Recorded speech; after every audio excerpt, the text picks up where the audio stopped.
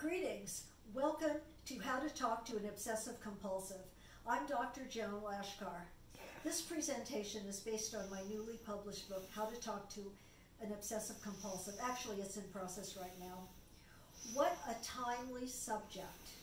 With the onset of this formidable epidemic pandemic virus, the coronavirus, we have obsessive compulsives everywhere. Masks, hand washing, don't touch, social distancing.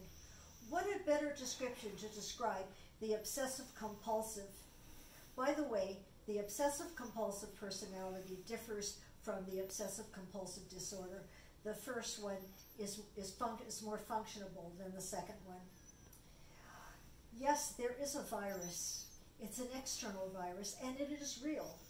It's imposed upon all of us in the most unexpected way. But there is another kind of virus, an internal virus, which infects the person with obsessive compulsive disorder. That is the fear of infection, contamination. For the obsessive compulsive, the virus is emotionality, feelings, dependency, commitments, closeness, sexuality. Isn't it strange for a person with these conflicts? Guess what type of a woman he chooses? Histrionic. There's only one person in the room, and he chose it right. Yes, he chooses the histrionic personality disorder. But why would somebody who doesn't want closeness and intimacy and emotionality to choose this particular personality type? Someone who gets hysterical, someone who gets out of control, someone who has no impulse control. It's puzzling, isn't it? In treatment, I try to show how the obsessive compulsive needs somebody who's histrionic, somebody like her. He could use some of her emotionality, and she could use some of his orderliness. No way, she's just like my mother. The least provocation and she goes berserk. So, your mother is the icon of a healthy woman displaying emotions. No wonder it sickens you. So you cleanse yourself of this internal mother virus. Wash your hands several times a day. You do not French kiss. You isolate yourself from friends and keep physically and emotional a distance. Here is another scenario. A patient tells me she would like to find an intimate relationship. She feels lonely. She feels isolated. So I remind her that she could always join a dating site. She says, "What? I would never show the world how desperate I am." "Oh, so your needs are tantamount to desperation? I think your needs are very healthy." Well, when we talk about your needs, we're also talking about emotions and feelings. What? And open up those can of worms?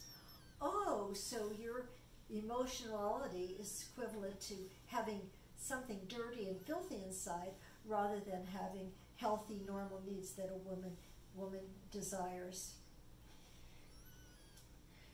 Anyway, she ends the session by saying, "Here, have a handy wipe." Let me take a few moments just to describe the obsessive-compulsive personality. The obsessive-compulsive is driven by worth ethics, principles. They have very little regard for other people. They are preoccupied and have an internal, harsh, punitive, demanding, persecutory superego. They experience a state of dependency and vulnerability as dirty, disgusting. Emotions are considered to be filthy, dirty little things suitable only for evacuation, splitting, and an analytic term called projective identification. To counteract the dirtiness and the emotion, they become obsessed with cleanliness and orderliness, washing, checking, rechecking for a host of repetitive behaviors. Obsessive compulsors have very strict rules, very hard to live with. They are obsessed with organization. Frequently, they have difficulty competing anything because they are so preoccupied with their tasks that they actually sabotage the task that needs to be done.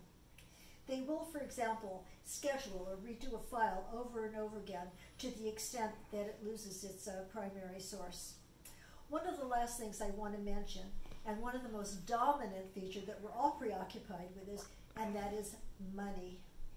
They have an obsession with money, the tendency to hoard money, to withhold, which is called having an anal personality, which we're all having right now and experiencing. Anyway, for more information, please visit my website at joanlachkar4.com and view my books on amazon.com. Stay well and be safe.